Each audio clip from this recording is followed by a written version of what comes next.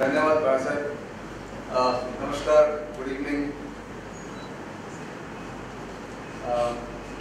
First of all, we can speak in 3 different languages, Marathi, Hindi. At least I can speak in 3 different languages, maybe with some bit of an effort in Assamese also, because I spent 23 years in Assam. But this is not the place to speak Assamese. But I will generally speak in English, but with some effort one can always switch over to Marathi and Hindi. Like one was forced to do the other day when these surgical strikes were announced, and several TV channels from these 3 different languages wanted me to be on their channel, so I'm grateful. First of all, let me thank Shri and his team, the members of FINS, with whom I have been associated for almost 13-14 years. Even when I was in Assam, they used to invite me to speak about the Northeast.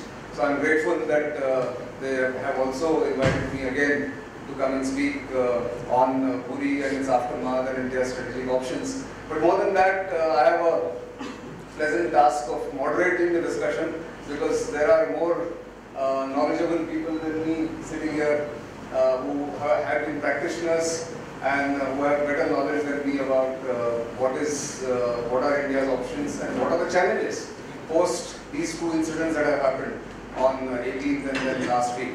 So I will not take much time except making some opening remarks and setting the tone for the discussion. What we intend to do is that all of us will speak for about 15 minutes each, that's about 1 hour. And then we have an hour and a half almost, or at least hour and 20 minutes for question answers. So we have ample time for question answers, and I think question answers are more interesting and more challenging as we go along. So we will generally give our opening remarks, all 4 of us, and I will of course moderate that. But I want to begin with one small anecdote which I personally experienced about Pakistan. Gopal just said Pakistan has only one point agenda, enmity with India. And you experience that in very many cases. I've just been told, all of you can move forward if you want. The people who are standing out there, you can come this side, there's some space here. Just with the chairs, just move forward.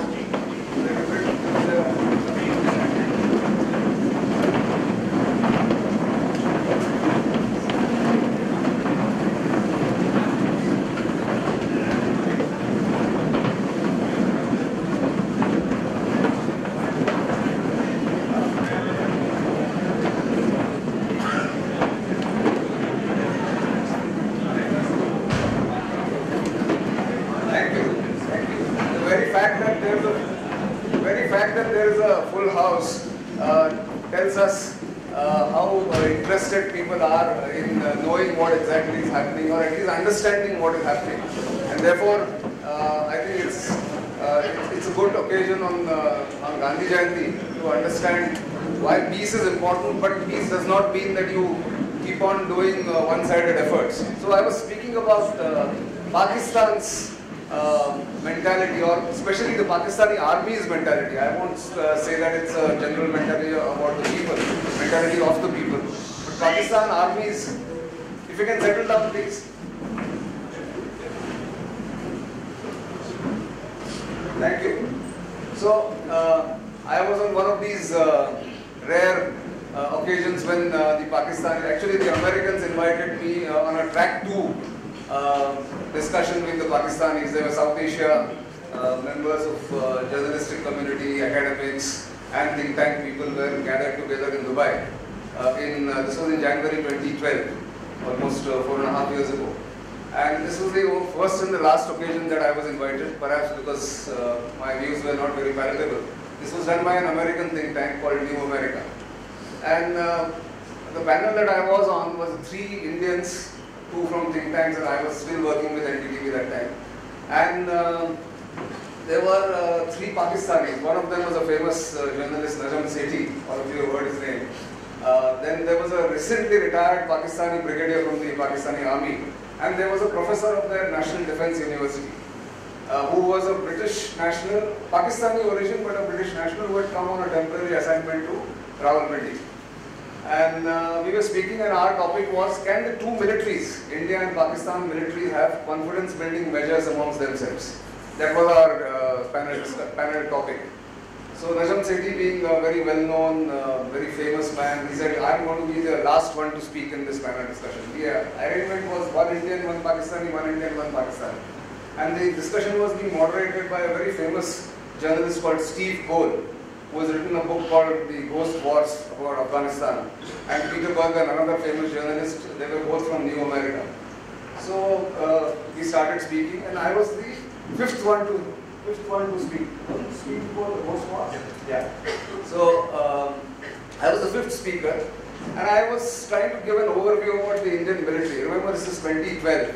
And India had just about started discussing a new mountain strike corps against China to be raised, Indian Army's mountain strike corps. So in that context, I said the Indian military or the Indian Army has started reorienting itself towards China as a more greater threat and greater challenge than Pakistan. Indian Army knows how to deal with Pakistan. They have defeated Pakistan 4 times. They know how predictable they are. And it's like a monkey on India's back. So this recently retired Pakistani brigadier, in the middle of this sentence, got up and said, how can you say this? You are enemy number 1. China cannot be your enemy number 1. So I said, well, I am not asking whether you are enemy number 1 or China, but then Steve Cole had to pacify him and tell him that you can have your say later in the discussion.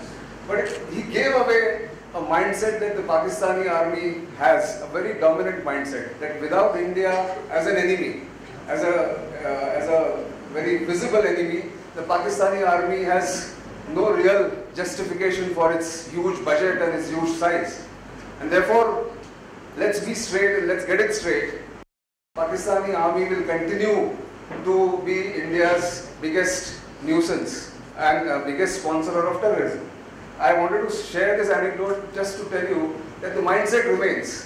No matter how good a civilian government comes in Pakistan, how Nawaz Sharif wants peace perhaps, but the Pakistani army is the one which calls the shots, and therefore they will continue to use terrorism as a state policy and proxy war as a state policy, as they have been doing since 1989-90 in Kashmir and elsewhere. So what has happened after the Uri attack? Why has Uri attack happened? Those things have already been discussed, let's not get there. Some lapses have been there, some complacency perhaps, and some good luck that the Pakistanis had. So we lost 18 of our soldiers there, and their retribution had to come. Now what has changed between what used to happen earlier and what has happened now? It has made 3 things possible because of the strike, the surgical strike as it is called. 3 things have happened. One, the fear and the hesitation in the minds of decision makers, the political executive and the decision makers at the highest levels, has vanished. They had a self-imposed Lakshman Rekha, that the LOC is sacrosanct, you cannot cross the LOC. They were treating the LOC as a defunct international border, and they did this in Kargil too. They did not allow the Indian Air Force and the Indian Army to cross the LOC for fear of escalation and fear of pressure from the international community. In this case, the decision makers not only allowed the special forces to go across the LOC for whatever depth. It could be 1.5 kilometers, it could be 500 meters, but they crossed the LOC and they announced it. The intention was announced and the result was announced. Now this is a big change. Now what has this brought in the equation between India and Pakistan? It has brought an element of unpredictability. The Pakistanis so far knew that Indian response to any attack, be it Mumbai attack, Mumbai means 26/11 of November 2008, be it the locals being attacked or the Dawood Ibrahim inspired or Dawood Ibrahim driven blasts in 1992, the Indian response used to be predictable. You condemn, then you write angry letters, you send dossiers, you go to the UN, go running to the US, and that's it. Then it's business as usual, then you start going to Sharm el-Sheikh or you start initiating the talks. And the same thing happened in Pathankot. Now the citizens who had brought this government in with majority wanted something different, and rightfully so. And therefore the government had to, not only for the domestic audience or the domestic voters or the supporters, but also to show to the international community that this government is different, that it does not go by the rules that have been applied so far in the last 60, 70 years, or even if you take the cut-off date of the proxy war beginning in 1990. So this unpredictability in India's response has now made Pakistan think. And therefore, the response from Pakistan has been muted as well as confused. Nawaz Sharif said, we condemn this attack and we will retaliate appropriately at our time and place of our choosing. Their defense minister said that if this is repeated, we will take revenge. But the army said that this attack did not happen, or the surgical strikes never happened. And now they are saying we will complain to the UN. So they are confused what to do. Now this element of unpredictability that has come in this dynamics between India and Pakistan is something that gives advantage to India. Pakistan will think twice before doing any other similar attack immediately. Although there are fears of some attacks in cities, in bigger cities. We have a festival season already started yesterday.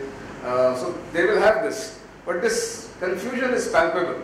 And with General Rahil Sharif, the outgoing Pakistani chief about to retire, they have a very limited window available. And the Pakistan military would like to take revenge as a military revenge rather than from the non-state actors. So they are confused at the moment, and it's good if they are confused. Now, the backlash, and what is the second myth that has been broken, apart from the unpredictability of the response? The second is that India will be fearful of an escalation of a so-called nuclear backlash, or so-called nuclear retribution by Pakistan, which keeps talking loosely. Even their defense minister says we will use nuclear weapons. This attack has proved that the so-called nuclear threshold is much higher than many people in our own country believe, and who continue to advocate that don't raise tensions with Pakistan because it's a nuclear armed state, and so does the West. But if you look at the reaction of the big five countries, the P5 or China, it has been muted.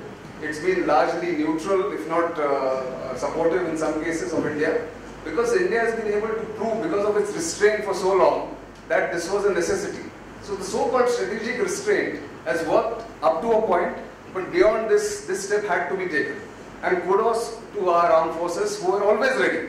And some people have spoken about this. I'm sure you are coming across a number of reports in social media, in online media, that, oh, what is so great, this has been done before also. And you gentlemen will tell you, General Patankar and General Bakshi will tell you, that yes, such actions across the LOC, revenge raids as they used to be called, have been done in the past.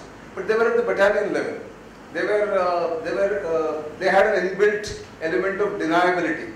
Should something go wrong, you could always deny that and say it was a decision at the local level. So the strategic leadership was not involved. In this incident, in this surgical strike, the strategic leadership not only got involved, but monitored, directed, and gave a free hand to the army to carry out the task. And it was not just the army. Let me tell you, it's the NTRO, it's the RNW, the Research and Analysis Wing, as well as the IB and the Air Force in terms of other technical support, was involved in this particular surgical strike. But I'll leave that, again, as I said, to the experts. But all that I have to say here, that India has never been an aggressor. India has never gone and invaded a country. But it was, the time had come to show, especially the Pakistanis, that we cannot go on taking this hits all the time and then just leave it at condemning and protesting and sending dossiers all the time.